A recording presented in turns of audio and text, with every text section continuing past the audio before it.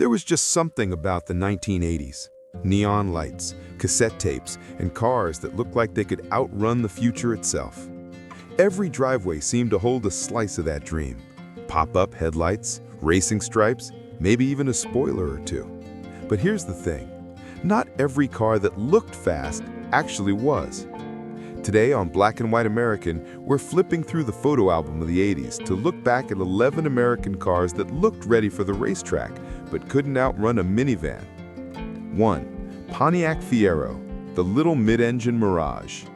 When the Fiero hit showrooms in 1984, it looked like Pontiac had built a baby Ferrari for the masses.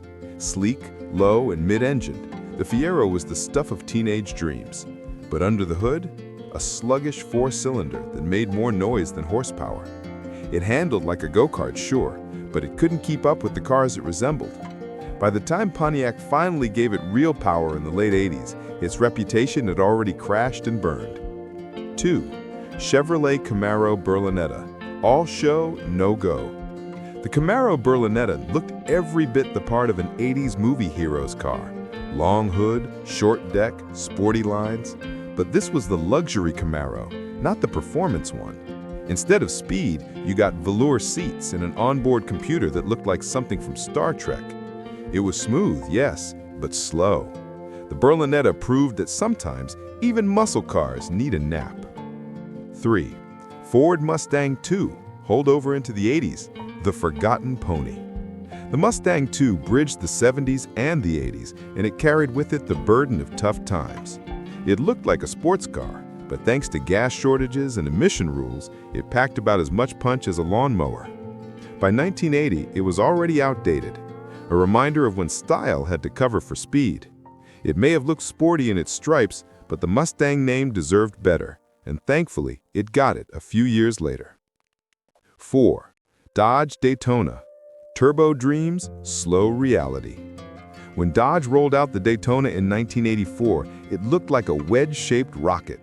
The commercials promised turbo power and high-tech cool, but most Daytonas came with tame engines that didn't live up to the hype. It wasn't bad, but when a car looks like it can chase down a Corvette and then loses to a family sedan, people remember. Still, its design was pure 80s magic, all angles, stickers, and optimism. 5. Chevrolet Monte Carlo SS, the NASCAR look-alike. Now here's a car that looked like it came straight off the oval track. The Monte Carlo SS had that long nose, squared-off tail, and even a racing pedigree in NASCAR. But on the street, the story changed. Its V8 sounded mean, but with under 200 horsepower, it was more bark than bite. Still, it looked right, and sometimes that's all people wanted. 6. Pontiac Trans Am, early 80s, the Knight Rider Mirage.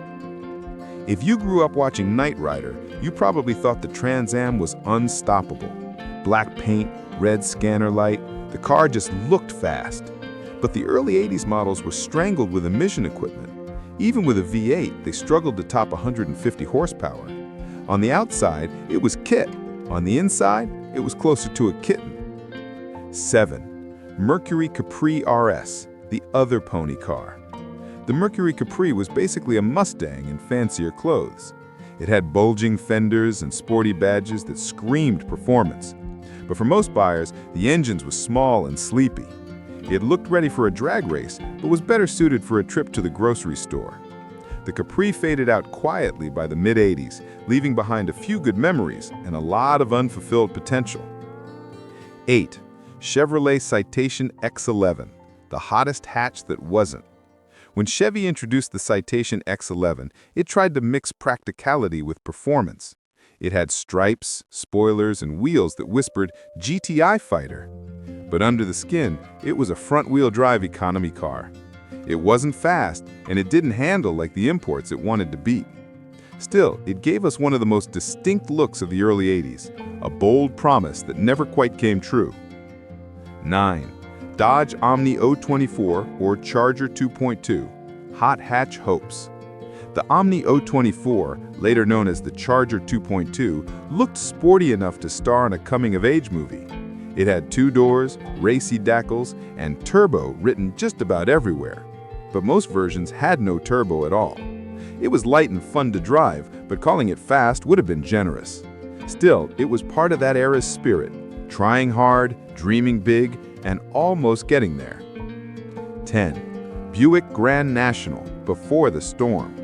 Now don't get us wrong, the later Grand Nationals were legends, but the early ones, they were more about looks than performance.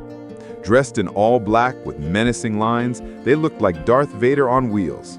Unfortunately, the first versions didn't have the power to back it up. Thankfully, Buick fixed that mistake, and by the mid-80s, the Grand National became the car everyone feared at a stoplight. 11. Pontiac 6000 STE, luxury in running shoes. The Pontiac 6000 STE looked like a business car that could also moonlight as a sports sedan. Digital dash, body kit, and bold styling. It had all the flair of an 80s dream machine. But under the skin, it was just a dressed-up family car. Smooth, sure, but not fast. Still, it gave Pontiac one last shot at making excitement more than just a slogan.